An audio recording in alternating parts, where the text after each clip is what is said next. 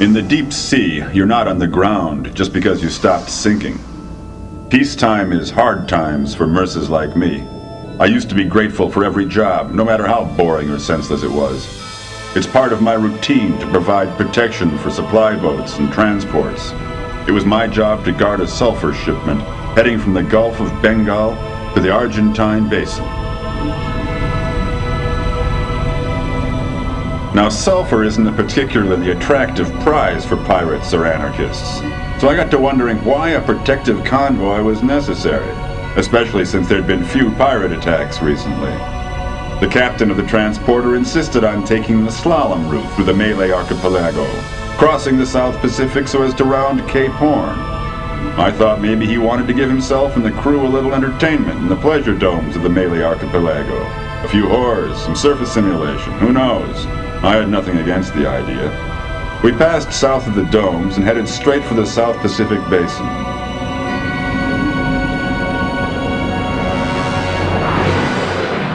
They came at us from every direction. A torpedo exploding close off my bow jolted me from my daydreams. A small fleet of fighter boats under the flag of the Shogun encircled us. It probably wasn't monarchists, just bandits from the tornado zone. As a greeting, they sent us a flash shark, which penetrated the outer wall of the freighter and knocked out its electrical system. A hungry swarm of bull sharks was after me.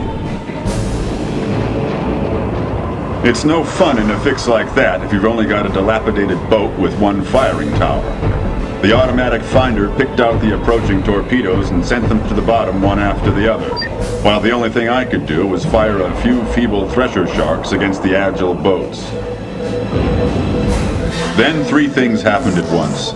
My location system failed, an explosion astern set my boat rolling, and a smart Shogun bomber, flashing painted teeth, appeared, hovering right in front of me.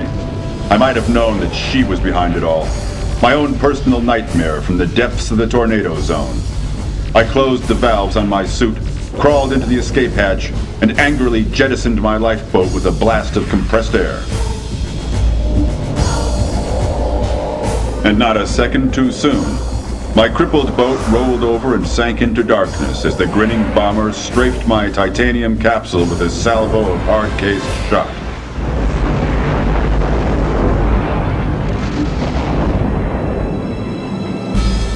One glance at the freighter confirmed what I feared. Two enemy boats had docked on. The crew was being dealt with already.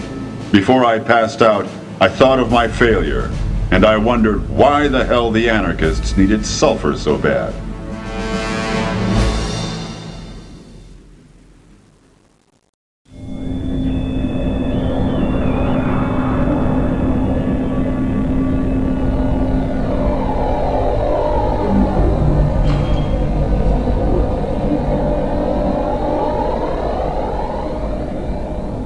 I came to, freezing on a cold metal floor, and I didn't know which was sharper, the features of the woman or the blade of the knife she threatened me with.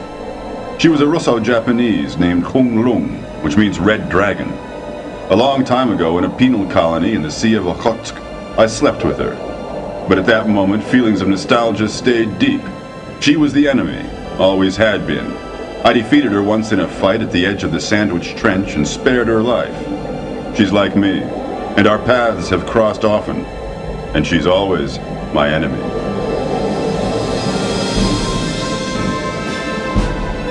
We didn't talk much. She said it would be child's play to slit my throat, but the world still needed me now that evil was reaching out of the depths. I don't know what she meant by that, but it was the first time I ever heard fear in her voice.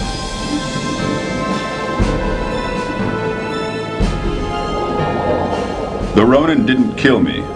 She did the same as I had done at the Sandwich Trench.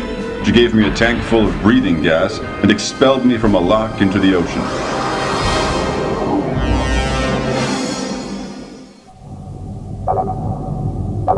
The breathing gas had almost run out when an Atlantic ore freighter picked me up. They brought me to the Argentine Basin, where an unpleasant meeting with my employer was waiting for me. That's where this whole damn business started.